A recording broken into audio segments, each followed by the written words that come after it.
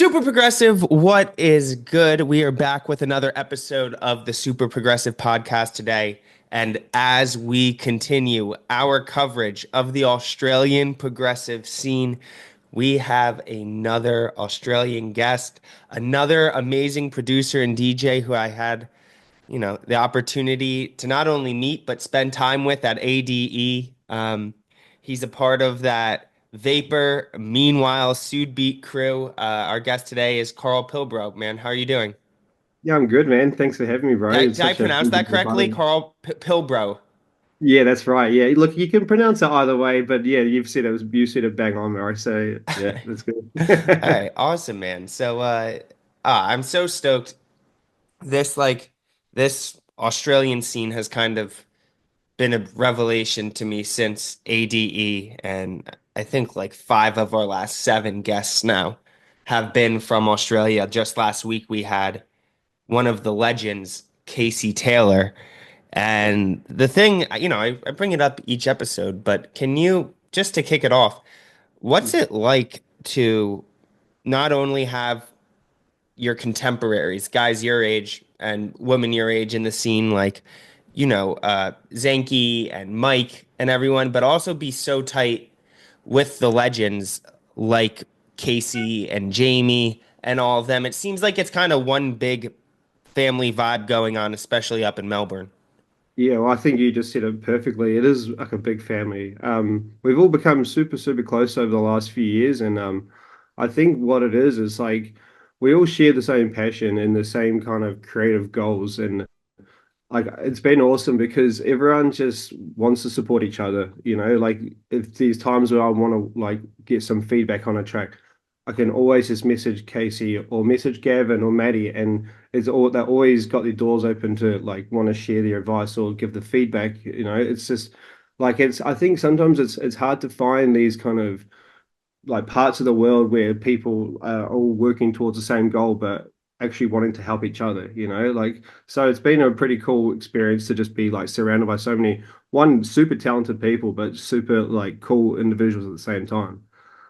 Yeah, why do you think, I know that not only throughout history, but in different areas of the world, uh, the progressive scene can be both a very much family vibe, but also very competitive. And I would Yep. think that with Australia, it being kind of, let's say, geographically isolated, that it would Yep, be very much so. somewhat very competitive. There's a set amount Yeah. of gigs.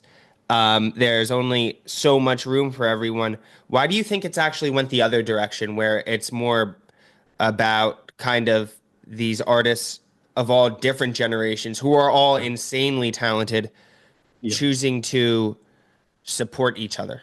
Yeah. Well, I think like because like you said, we're so geographically like isolated. Like if we don't support each other, then like the scene doesn't grow. Like if everyone's just out for themselves, then you kind of isolate yourself even more. So the more we support each other, like let's just say if there's a gig on and say Gavin or Casey or Maddie or Mike are playing, and we're all there to support it. One, it brings more people to that party, and then also it brings people that haven't heard this music before. So what it does, it just draws more attention on like a wider scale. And then I think in turn it actually benefits everybody because it creates more opportunity for us to say to have more gigs or the more opportunities to travel more for the gigs. So yeah, I think it's a disservice if everybody's just thinking about themselves and not thinking about like the collective growth. Um, it's I think for a while Melbourne had such a very strong progressive scene, and then it had a big lull for a long time, and then in the last I don't know, let's 5 years it's really started to grow again. So because it's so niche, we just have to support each other. Yeah, and I want to talk a little bit about Melbourne specifically. It's one of my dreams to go down to Australia eventually and go experience this for myself. But, from the outside looking in, it looks like you have the greater Australian scene, which in Yeah. itself like seems like its own thing. But then you have Melbourne, you have Sydney as Hmm. kind of the two East Coast cities, Staple. right? Yeah. And then, but to me, it seems like a lot of the producers live up in Melbourne based on based on who I've kind of spoken with. What's it like to have a central location for all the producers to kind of be working out of one city, it feels like. Yeah, well, it's pretty cool. It's like, like for an example, like Mike just lives around the corner for me, so he's 5 minutes away. So there's times where, like, I'll be at home, or and Mike's coming around before we going out somewhere, and I'm like, "Oh, dude, I'm working on this. What do you think?" Or like, I can just drive 20 minutes. I'm at Maddie's house, or I'm an hour from Gavin. It's pretty crazy. Like, to have that so much talent in such a small space is I feel like we're quite spoiled. I think at times, it's hard to find so many, talented music producers in such a small space. But yeah, here there's so many of them now. I think it's also like not a lesson, but it's a takeaway for other cities around the world. I Hmm. think that for me at least, what I thought went into having a good scene in a city was like you got to have two or three major clubs. You got to have all the international DJs coming through on a weekly basis. You have to have tens and tens of amazing local producers and DJs. But I think one thing that the progressive scene has showed me that it really comes down to, first of all, quality over quantity. And I Hmm. think Melbourne's a great example of how a family of like eight producers, how far Yeah. they can really push a sound on the global stage. Yeah. Yeah. Well, it's funny, like, yeah, for how niche it is here, I don't think we all realize how far, like, our music's actually spreading, because it is so small here. Like, we have, like we've touched on, we have a scene here, but it is small. And then I think when we were, say, in Amsterdam this year, to see, like, just seeing, people coming up to some of the boys and just like showing the appreciation for what their music has done for other people is like, that's pretty crazy, man. Like, I think when you're just doing stuff for the love of it, I don't think you realize the impact it has on like a larger scale, like you said, like on a wider international level. Yeah, and it's a conversation I've had with a lot of the Australian producers is about like at the center of the scene there is producing for the love. And it's no secret that like due to the geography of the Yeah, country, making a full-time gig out of just being a producer or DJ on the international scale, you guys face challenges that don't actually that are unique to Australia, meaning yeah, just with the cost of flights being so expensive yeah, that you have to build entire tours just to go over to Europe or go over to South America and things like that. But the result of that, from what, conversations with Mike and things like that, is at the center of these productions and at the center of all your musical careers, given these limitations, like the limitations of geography and things like that, is passion. And I think yes, that shines through. Like, I think it's really a good example for a lot of aspiring producers out there to understand there's a difference between a goal of making a career out of underground electronic music at the end of the day and producing great underground electronic music. And I think so much emphasis is sometimes on the career aspect and the how do I do this full time aspect, that what gets lost in that is the quality of music. And I yeah, think that's what shines through with the Australian scene that I had not considered before. That, yeah. the Well, fact that so many, it's like my favorite producers in the entire world still work day jobs. And yeah, that's like, no, that's like what that allows them to do though is to produce from a place yeah, of passion and 100%. authenticity Yeah, yeah, rather than a place of commercial success and how yeah. do with that being the main driver of their music.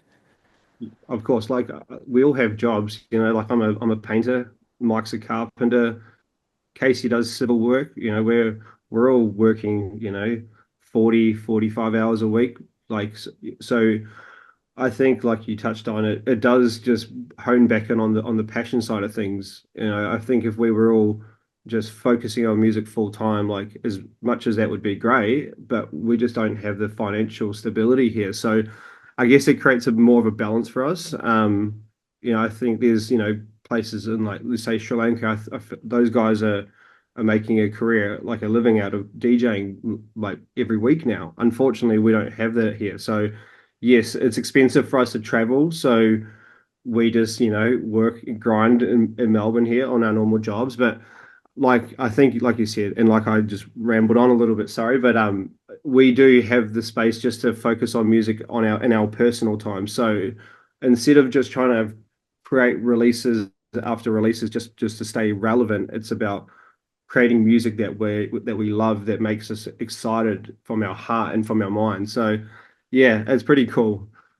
I think it's completely even with super progressive. Like it's been such anything in the progressive underground scene, let's be honest, is going to be such a challenge to create a full-time job out of. But it's been refreshing for me to see your guys' approach to this Yeah, music because it is a very healthy reminder to me about like what this is actually all about and what yeah, how I should be setting my goals with my own project. It's about the mhm, music, it's about being authentic and what's the point of even doing it if that's not the case. So, of course. no, yeah, it's really been like an awesome reminder for me that was honestly much needed. Yeah, Um, let's talk a little bit about just how that family vibe that you guys have been cultivating in Australia. Thought it translated so well to our experience at ADE.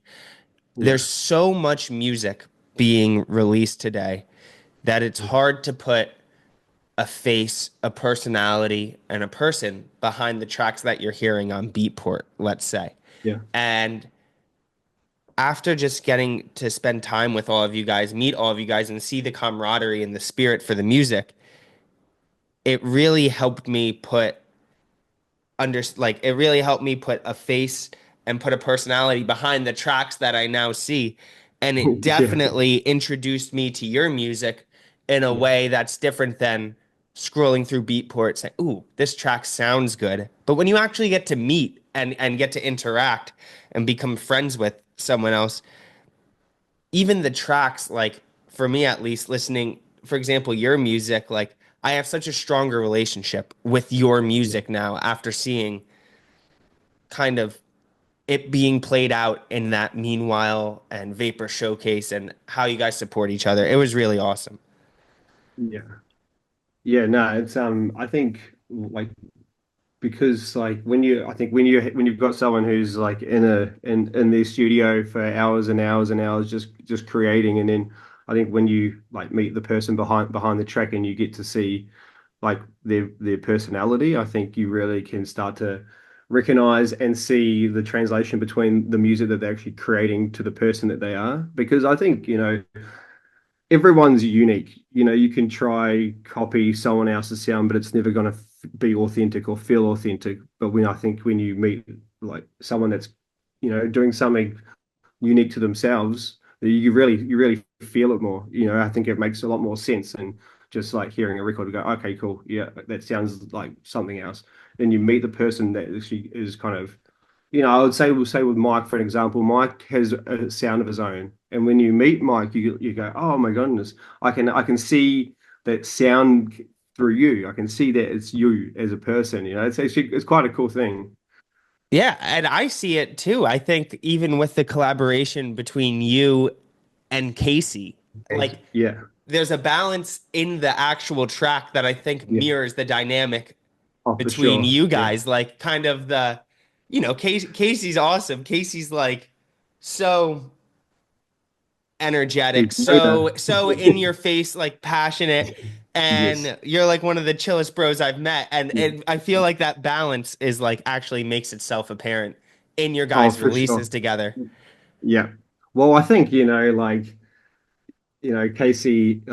Casey's been around for such a long time. He's got such a good understanding of sound, and I think Casey he loves writing, say, big records. You know, he loves that kind of hypnotic kind of energy with his tracks, where which I love as well. But I also love a lot of emotion and soul and atmosphere, and I think that really has translated super well with what we've created. Like it's I think it's a really nice balance with the music that we've been able to produce together. Yeah, oh, dude, absolutely. And let's get into a little bit about your career because, um, you know, my I came into understanding your music through ADE. Go back Yep, and listen to everything. You know, you've had three EP releases with Sudbeat. yep, And correct me if I'm wrong, three EP releases with Vapor yep, and other things like your Wildwood podcast series, Balance Selections Mix. It yep. is you're kind of, you know, you're working with the best of the best, and it's really awesome. Let's take it Yeah. all the way back. Okay. Yep. How does a young Carl get exposed to and build a passion for electronic music? Yeah, well, it was I think it was probably what 2006, 2007, so it would have been like 15 or 16 years old.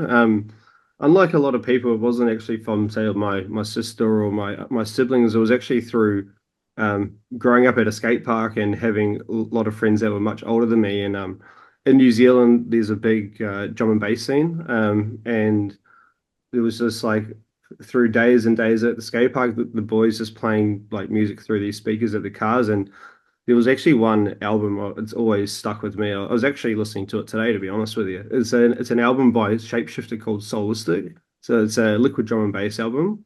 And growing up, my parents' influence was like UB40, AC/DC, Elton John. So I had never really had any idea about electronic music as a whole. And then after coming across the Solistic album, I think it just blew my mind to pieces that I went down like a bit of a rabbit hole of just wanting to know like more about the music, why it made me feel the way it made me feel. And yeah, so I went on from like going through like this big drum and bass scene in New Zealand. So it was like listening to Shapeshifter, then into artists like Chase and Status, Pendulum, then, like, it wasn't until I moved to Melbourne in 2012 that I realized that there was no drum and bass scene here. And so I went on a bit of a journey just to try, figure out what the sound was in Melbourne. Started going to a lot of clubs and then onto the festival stuff here. And then in 2013, I went to Rainbow Seven for the first time and heard of James Abelia for like, and he just blew my mind. And it was actually the first time I'd heard progressive music, and from there, just opened a completely different door for me. So from there, like I heard, artists like Hernan, Guy J, John, so like John Digweed, Sasha, and like I never had like grown up in that Sasha and Digweed era. So as soon as I came across those guys, I was just like addicted. I went through and just like much like yourself, just wanted to learn so much about the culture and the music, and just went on a big rabbit hole really. And yeah, I just and from that moment, hearing James Abelia live, it just yeah, my path with music just changed completely, and here we are now. Oh, it's awesome, and I'm curious around, let's say around 2012 that you kind of went down this rabbit hole. Yeah, What did that look like for you? Like literally, like how were you spending your time discovering new music? Because I think for anybody listening to this that is just getting into the progressive underground sound, yeah, all they want to know is what to look for and where to yeah, look. So how yeah. were you kind of educating yourself about the history of this music? Yeah, well, it wasn't actually. It was 2013 that I heard about James Abelia. Or I watched James Abelia at Rainbow, and from there, like once I knew who the artist was, because in the moment I had no idea who he was at all. I was just hearing the music on the dance floor, just like transfixed by it. I was like, what is this? So after that weekend, I looked through the program, found out who he was, and just started, going through Google and then ch looking at like all his music and just so what I started to do was just I opened up Beatport. I just randomly came across it. I'd never even heard of Beatport before. I wasn't DJing or producing any of that. It just like stumbled across it. So from there, I just went on the old Beatport rabbit hole and started going through back catalogs and then Googling what these labels were, and yeah. Oh, So it's I just sick. kind of went on a bit of a tangent, I should say. Yeah, definitely. And before we kind of get into your DJing and production career, you said something Yeah. that you grew up at the skate park. Are you a skateboarder? I'm a skateboarder and snowboarder. Well, not so much these Bro, days. Yeah, that was my life for a long time. um, this whole podcast, Super Progressive, was created in the image of, I'm not sure if you're familiar with the Nine Club, Oh, I which, definitely did. I watched yeah, the Nine yeah, Club a lot. dude, Yeah, I freaking love skateboarding. I think like yeah, there's so many parallels between the subculture, the skateboarding yeah, subculture and yeah. underground electronic music subculture. But I literally was just during the pandemic listening to Nine Clubs Mm. nonstop. And I That's was super like, cool, how is man. there not something like this for DJs? Yeah. Like it's crazy. Yeah, no, the Nine Club's sick, dude. I've watched so many of those episodes, and like I think like you've done such a good job. Like what they do is create such a kind of relaxed kind of environment, which is perfect. And yeah, and I just think, well, I appreciate that, but like even the timelines of the two Yeah, cultures yeah, line up so yeah. perfectly. Oh, you talking It's like just, like through the 90s and stuff? Yeah, yeah, yeah. And like where kind of like the older generation, they have yeah, their peak time. It's like yeah, exactly the same. It's like yeah, 94 to 99 in yeah. both cultures. That's so cool that you're into that too. Like I honestly spend more time watching skate videos at this point than like listening I'm the to. same, man. Do 30. you have a favorite part? What part? Oh, I did love Josh Callis's DC part, but I also used to watch a lot was Mike Mo's was a Gil Year, right? Oh yeah, No, yeah, sorry, bro. not Gil Year, right? It was Eric Costin's Gil Year, right part, I should say. Correct me. Sorry. Yeah. No, yeah, no, Eric Costin for me is like just so gnarly, man. Like even to this day, what is he? He's like in his like probably mid 50s, and he's still just crushing it. It's sick. Yeah, I'd probably say my favorite part of all time is PJ Ladd, My Wonderful Horrible Life. Oh yeah, Dude, yeah, I literally like my girlfriend, it's like 6:30 a.m. I have a load of work to do. I'm like trying to get stoked for the day. She's like, "What are you yeah, doing?" I have like the skate park, yeah, PJ Ladd's park going. I'm like, yeah. "Let's freaking go, bro." Oh man, It like just pumps me up so much. it hypes you up, dude. Like I think if you've got a passion for it and you just like, I think like skateboarding is like it's such a like big creative expression. I like enough when you. I think if you've been a skateboarder and you've kind of grown up with that culture, and then you get to watch these professionals release these parts, and you see one is the talent, but just like the creative flow of it. It's just so exciting. Yeah. L- I l- mean, it's there's so many parallels with I think also production too. It's like you see Tom Penny do a kickflip or Yeah, something, or you see Andrew Reynolds do a frontside flip, yeah. and 100 other people may be able to do the same trick, but it just It looks won't be the same. better Yeah, when they do it. And even if someone does like a backside double kickflip and it's technically harder, you just want to see the yeah, Tom Penny freaking flick catch perfect.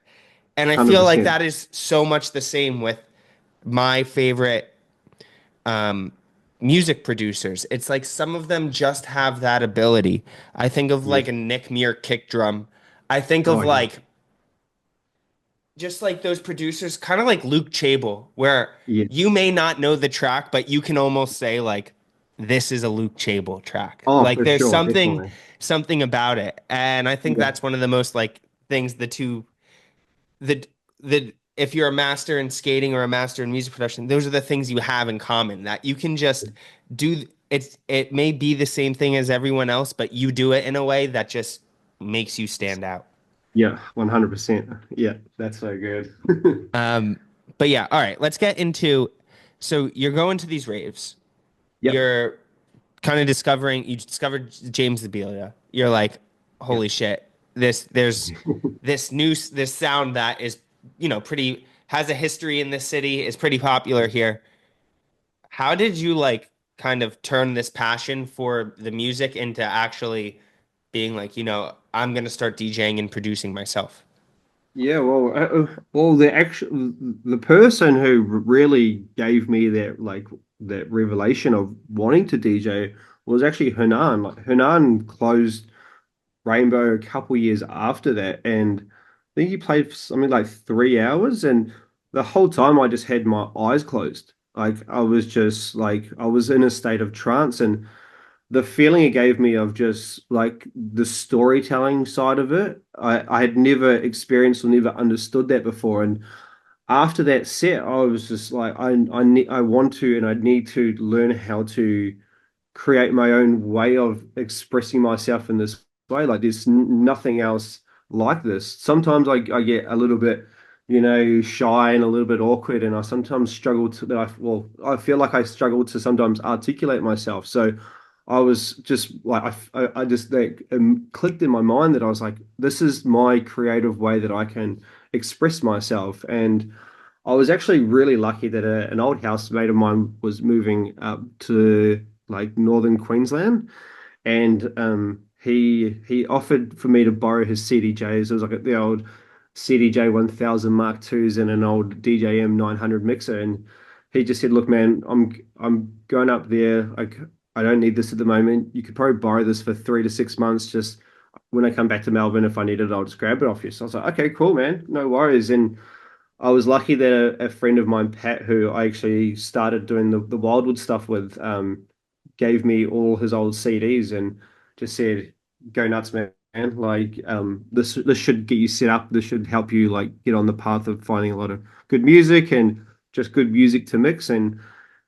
once I started, it was like an addiction. I just like would go home every day after work and just spend like about 3, 4 hours in my room just the first like couple of months, it was probably all train wrecks, and then once I started to understand like music arrangement and beat matching properly, it just took off even further. So yeah, it was actually Hernan was the catalyst for me wanting to create my own little expression with music. It's a really awesome story that I think mirrors the experience of so many people out there, even today, especially with Hernan. Yes. Technically speaking, you're figuring out that you're building your passion for this. Yeah. Technically speaking, how did you, and I think a lot of people kind of experience this. I know I experienced this too, because it's one thing to um, be in your bedroom DJing, mixing music that you enjoy. When you go into a club setting and Yep. the music is blasting just on so much, it's so much literally louder. It can be jarring compared Yep. to your bedroom. And you Mhm. have seasoned clubbers there. You have professional DJs there that you may be passing the decks on to after. How did Yeah. you develop that confidence in your abilities in a club setting? Like Um, on the technical side? yeah, well, I think like for a long time, and even still, like, I get nervous before most gigs, like I've always had this like kind of mantra that I tell myself like before every gig, like you're nervous because you care. But I think it's definitely eased a lot more over like the last few years, and I think it's just more so I've been DJing for 8 years now, and I trust my ability to play. I know the way I like to mix music is over say 2 to 3 minute periods where I just would like to texturize. It's not about mixing fast or like quite jacking like some other genres do. So just trusting my ability to that I know how to beat match. My ears are tuned enough now that okay, cool. I know what I'm listening for. I know the kind of what I want to try express onto a dance floor. Like, and to don't get me wrong, like I've had plenty of moments where I've had mistakes. Like there was one party when it was probably within the first year of actually DJing in clubs that I played after Dave Seaman and Anthony Pepper, and I didn't realize that the quantize wasn't on, and I went to loop out of their last track, and I completely train wrecked it. You know, the first time I DJ'd on three CDJs out, I got so anxious that I accidentally cued the track that was playing and cut all the music out. Like, I think. I don't like, you can't gain experiences without sometimes having little hiccups. I've got my little mental notes that I check over a console every time now before I play. So I think that just builds confidence that, I trust the equipment that I've got. I know everything that I've checked is how I like it. So yeah, I think it's just a time thing though, man. Yeah. What in terms of kind of the equipment that Yeah. you rely on, let's just start with the headphones. What are Yep. kind of your go-to headphones for Yeah. Well, gigging? yeah, so just the traditional HD 25 Pros. I've tried like the Akai's before, but they just sounded a bit too bassy for me. So I struggled to be able to really hear the mids and high end frequencies. So yeah, I've been using the HD 25s pretty much for the last 8 years now, and it's the same pair that I brought from the very start. So they're pretty reliable. So yeah, no, I know there's a lot of people using different headphones now, like especially with all the Pioneer stuff. I've heard a lot of really good reviews, but I'm a little bit of a creature of comfort. When I find something that I trust, I just kind of stick with it. Yeah, no, definitely. And then for kind of the up and coming DJs out there that might be listening, can you talk a little bit about your music organization strategies Yep. and preparations, but also basically how you, if something were to go wrong with one of your drives, how you kind of have a system that you have backups? Yeah, okay. So if I'm looking for music, I've kind of got a little bit of a checklist now. Like after doing it for a while now, I've got, a lot of like say with Beatport, I've got a lot of labels and artists pre-saved in my favorites. So I kind of know the artists that I want to look for. I'm fortunate enough to be promoted a fair bit of music now, so I'm able to kind of get some music before the release dates, which helps. But yeah, if it's like kind of pre-organizing a set, I would just like always listen to music. Like, don't wait till, the week or two before a gig. Like, I listen to people's DJ mixes on SoundCloud pretty much every second day of the week. So I'm always like consciously trying to hear something new. Yeah, how I organize, like I would like I have playlists like set in my iTunes in my record box for like kind of each party, but I also over the time now of like kind of collecting a bit of a catalog, I've also got, your early morning, your warm up, your peak time. So if I need to, I can so I run so the Samsung SSD hard drives as my main source of music off the CDJ. So I can have, like a terabyte of sound on there. So if I need to, like pivot throughout any set, I've got playlists of just, let's just say if it's 4 a.m. in the morning, okay, the dance floor needs a bit more energy. Cool, I can go into this playlist and just scroll through it. But what I also do is like because I have had this issue before where I've just trusted, say, one hard drive that's been linked through, say, all three or all four CDJs when I've had someone knock that cable before and emergency loop the whole chain of CDJs. I actually now will run a secondary USB off the fourth Oh, that wow. won't be linked just in case of any hiccups because unfortunately, Pioneer haven't worked out a system where you don't have to turn off the CDJ to exit the emergency loop. So I always have a backup one like already loaded just in case of say something to go wrong because you don't want to be in a club and you've got a dance floor that's vibing out and you've got to shut down all the CDJs just to reboot it. So always have backups. Like, I have that one in the CDJ, but I also have another two in my hard drive case. So yeah, Right. yeah, just be prepared. No, I appreciate you sharing that. It's like a lot of Yeah. this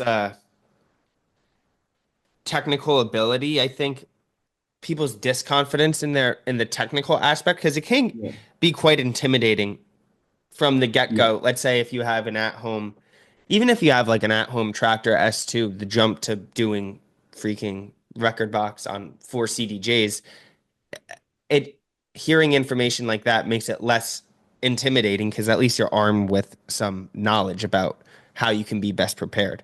Even for of me, course. it's like really, really Yeah, awesome to hear from a professional like you. Um, so yeah, so DJing, you got, your friend was really supportive. You're getting the CDJs. yeah, Was getting into production kind of a natural extension of that understanding how the industry went and that like if you wanted to do this, they're kind of married in today's day and yeah, age in underground music, yeah, or did it come from a different place? But I'm basically wondering when you kind of made the leap into production because it's a yeah. whole different world. Oh, it's a whole different ball game. Yeah. It was actually like I'd been DJing for a couple or maybe 3 years at that point.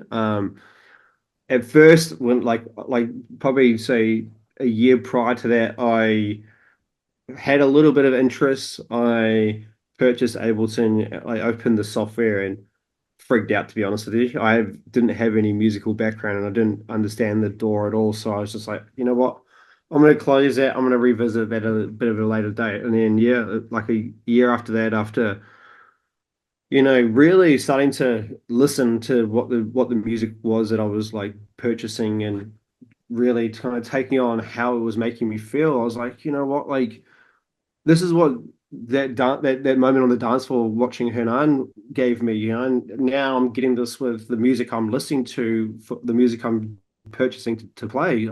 So like from there, I was just like, okay, cool. Well, if I've got this kind of excitement and spark behind it, like, why don't I just go for it and like maybe try learn how to write music. From there I actually was doing a few lessons with Jamie Stevens, which another amazing producer and artist out of Melbourne. So I did a few sessions with Jamie, which was incredible.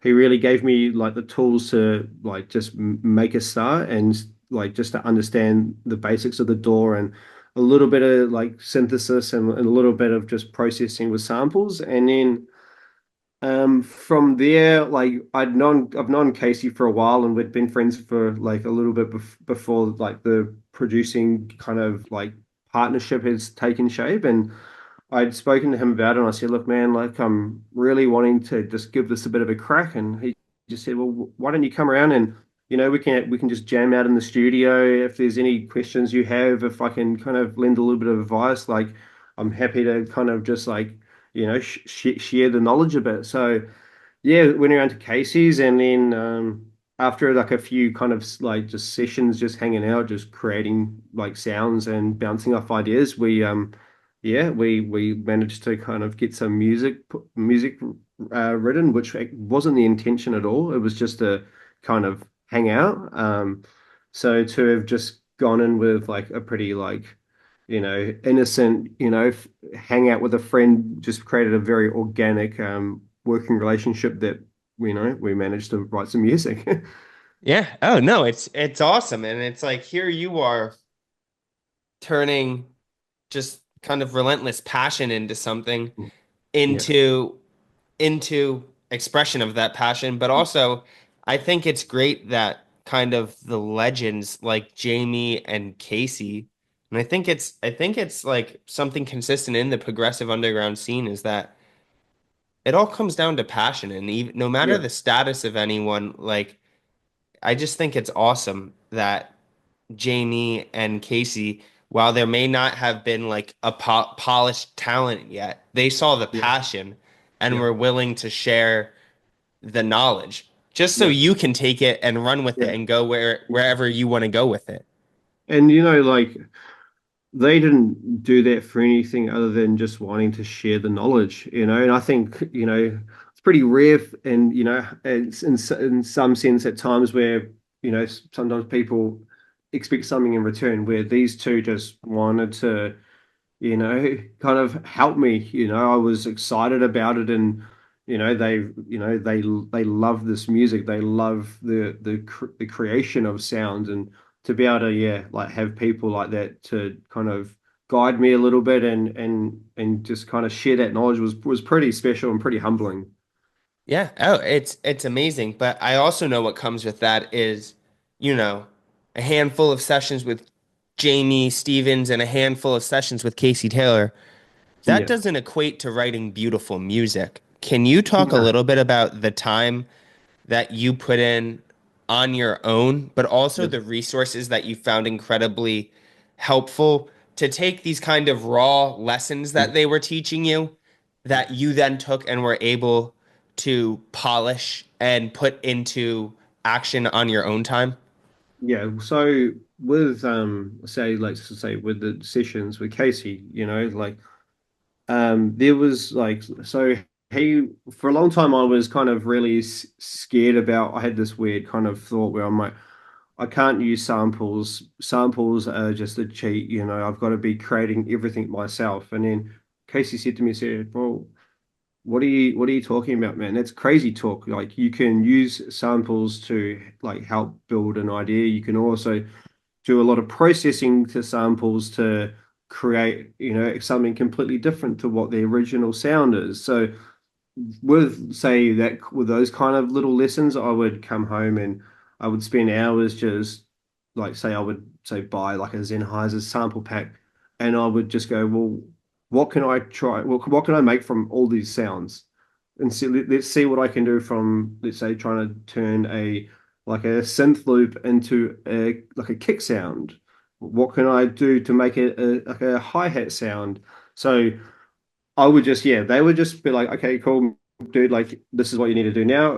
I want to teach you about sidechain compression. Okay, cool. Come home and luckily now that there's a lot of resources online, like I think, you had doubted on this conversation the other week, like I've watched a lot of his content, and his stuff has helped me so much, man. Like, so it's been good. Like it was good to like be in the studio with those two guys and get us like an introduction, like understanding of certain things, and then come home and just practice, but also find other information around those kind of topics or those tools that they would teach me, and just try hone in on a little bit more with other people's information. So yeah, I think it was just like repetitive action.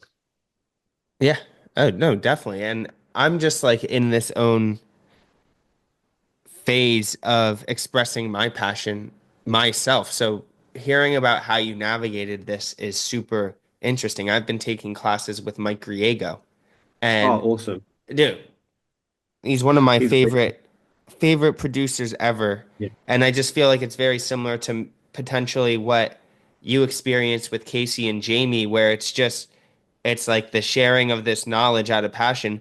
But it's also from my end, it's just I think anyone who really loves this music ultimately feels in any underground music culture, but especially underground progressive, it's like so many people feel the need to not only enjoy it, but then make the transition into um, making their own contribution to it yeah, yeah, eventually. yeah, And at first, my contribution was kind of on the journalism side of things. And I was like, oh, like this is a way for me to participate yeah, in this culture that I love so much. But as you just fall in love with it more and more and more, bro, it's like all you want to do eventually is do your best to learn how to make the music itself. And yeah, it's exactly where I find myself yeah, right now. And I feel like it's the path that so many of us take when we fall in love with this music 4 or 5 years later. More often than not, we're trying to produce the music at the end of the yeah. day.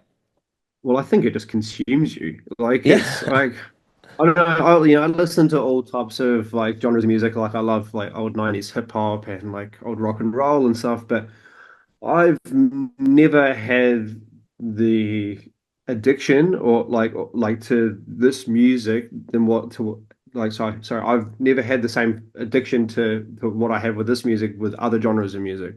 Like it's just I feel like progressive fans are just so like what we've touched on a few times, so passionate And I think when you become so passionate and so consumed by something, you just want to, I think, kind of grow with it more. And look, I think, like you said, the natural progression is contributing to it, and and the production side adds to that contribution. So yeah, it's super like consuming. Yeah, definitely. Okay. You like going to and seeing the Hernan gig was a transformative experience for Yeah, you. You're standing there, eyes closed the whole set, having, the music, like having a once in a lifetime experience for the first time. Couple years later, flash forward, you're releasing music on his label. Can you yeah, reflect on what it was like for you to get that? I don't know what it was through, but I know you get that letter that says, "Hey, oh, it's like the official offer, like we want to sign this track." What yeah, was that? What was that moment like for you? And did it yeah. live up to kind of your expectation, or did you never even think something like that could happen? Well, like so. Yeah, it blew me away. Like I'll be honest with you, I was a little bit of an emotional wreck. And the funny thing is, I was actually fortunate enough to have my first ever release on Sudbeat. I remember getting a phone call from Kasey, without knowing actually, he had sent two tracks over to Hernan. Or like I can't remember if it was intentionally like to be signed or just to share music with them because those two are such good friends. So um yeah, I didn't know, and then I had a phone call from Kasey one day, just been like, so I've sent over some music to a few people, and I've heard back about from one of them. I said, okay, who's that person? He said, oh, it's from Hunan. I was like, okay. And, in that moment, I wasn't speaking so clearly. I was kind of stuttering, getting a bit like overwhelmed. And I was like, so what's the news? He said, well, Hernan wants to take it for Sudbury. Um, and I won't repeat what I said because there's multiple swear words, and I'm Yeah. not this is PG or not. But yeah, it was extremely overwhelming. I won't actually forget this moment as well. Like so, Kasey. So just before the EP release, Kasey was playing with him and playing with Hernan in New Caledonia, and the next night, he had a show in Melbourne. And I had a text from Kasey saying, "So, Herm's like expecting to meet you tonight. He really wants to connect with you and like talk about the EP." I was like, "Oh, okay. All right, no worries at all."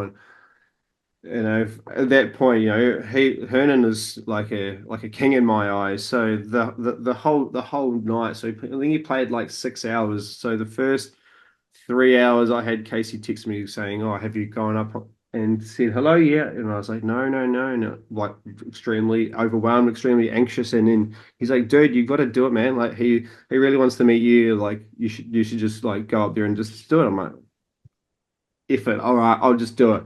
And sometimes when let's just say that the quote, if sometimes you meet your heroes and they don't live up to that expectation. So when I met Hernan, he exceeded my expectations. He is and was the most down to earth person, the most warm and welcoming human being I think I've actually ever met. And um, yeah, he was just like, congratulations. Was super excited to have you part of the label. Super excited to release the two tracks.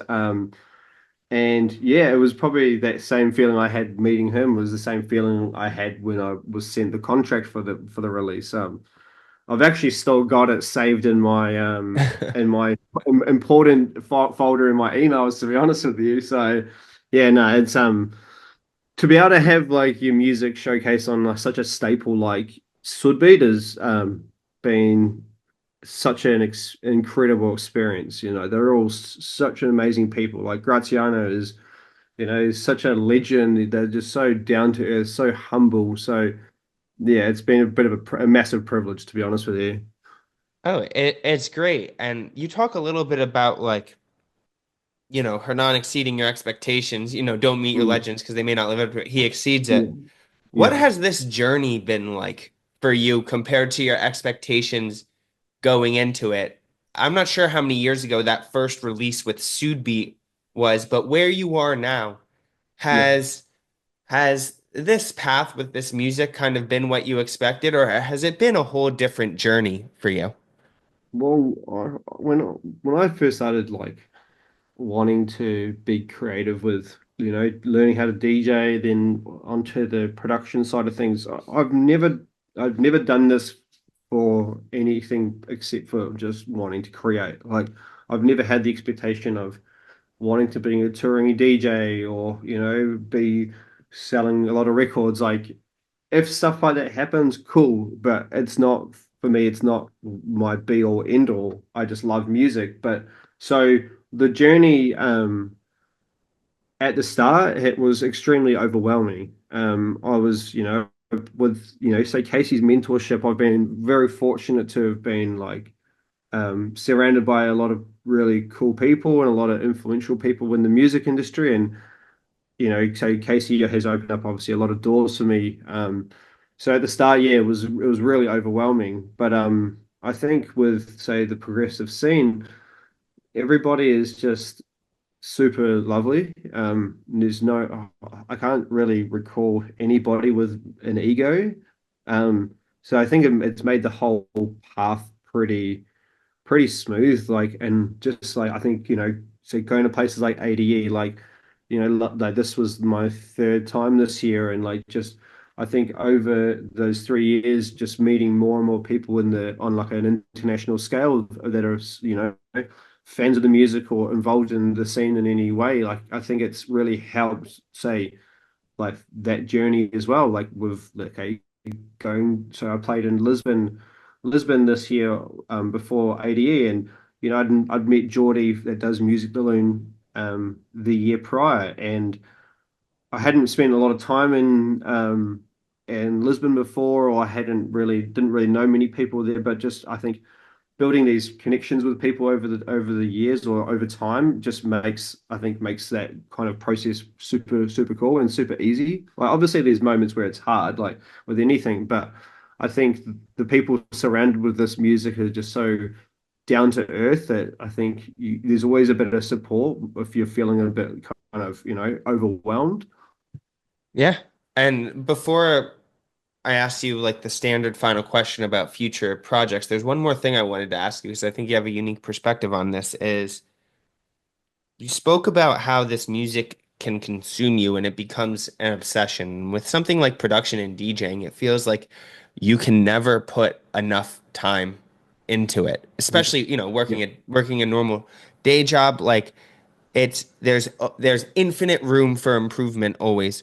My yeah, question to you is, what tips can you give to a up and coming producer who may be working not only like working a normal job, not only trying to spend as much time as they can improving their music, but also um, balancing the other parts of their life, time yeah, with family, yeah, potentially like building a relationship with a significant other. yeah, It feels, I think, a lot of up and coming producers feel like there's just not enough hours in the day and sacrifices need to be made. But yeah. I do think at the end of the day, there's a way to balance it all. And I was just wondering what your experience with that is. Yeah, so one thing that like say I do and like obviously I obviously don't stick to my like kind of structure all the time but most of the time I'll try to spend like an hour in front of my computer at least every second night and then or 2 hours and then every Sunday is like the first half of the day is blocked out for music. Like obviously at times I'll come home from work and I'm like cool, I've got 2 hours tonight that I want to spend in front of Ableton. Like this is like my time just to really hone in on what I'm working on. Times you come home and you're exhausted. Like one bit of advice I would give is like if you're feeling flat or exhausted and feeling a little bit creatively blocked, don't just close the computer and just go do something else. Like look online at, tutorials or learn more about the software that you're using if you're using plugins rather than hardware. Like just try get more like in touch with the program or the tools that you have in offer because the more you learn, when you do have these moments of just being a little bit kind of blocked or a bit flat, like the process of just kind of like messing around with a bit of sound design, like that can turn into something completely different. That could turn into a whole different idea than what you were working on originally. So try to just like learn your tools. If you are, like I said, if you are feeling burnt out, don't just walk away from it.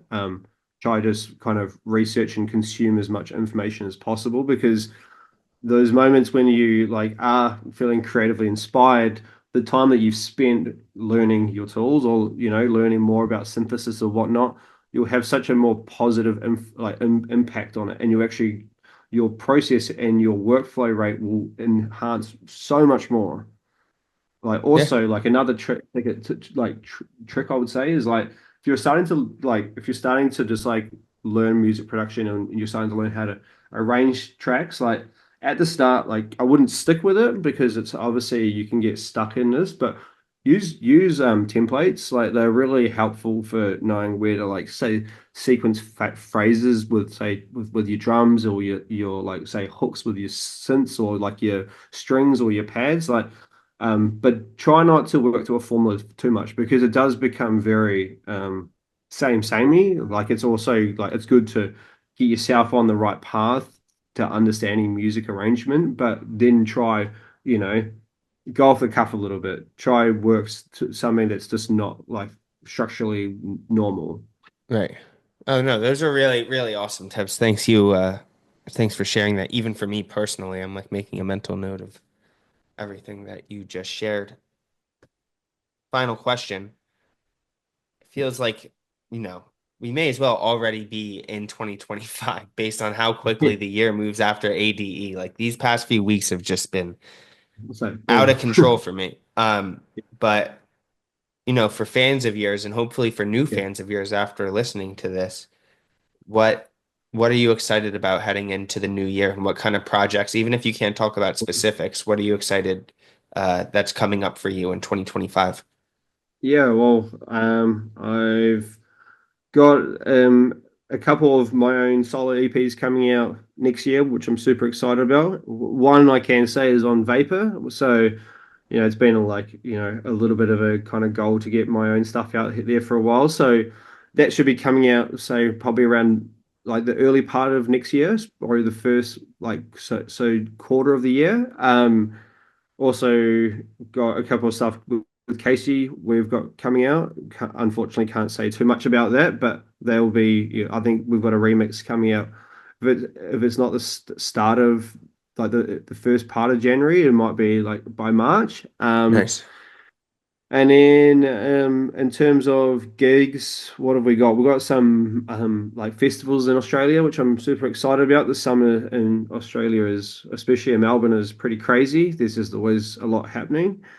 And then hoping to be, well, we'll be back in Europe. We'll be coming to the Balance Croatia Oh, hell yeah. event. Not for myself playing, but as a fan, it's something I'm like, super excited about. I must admit. Um, but yeah, apart from that, that's all I've got coming up so far, which is cool. Yeah, man. Well, definitely stoked to see you at Balance. I will be there as a fan Yeah. as well. It's gonna be Yeah. freaking awesome. And Epic.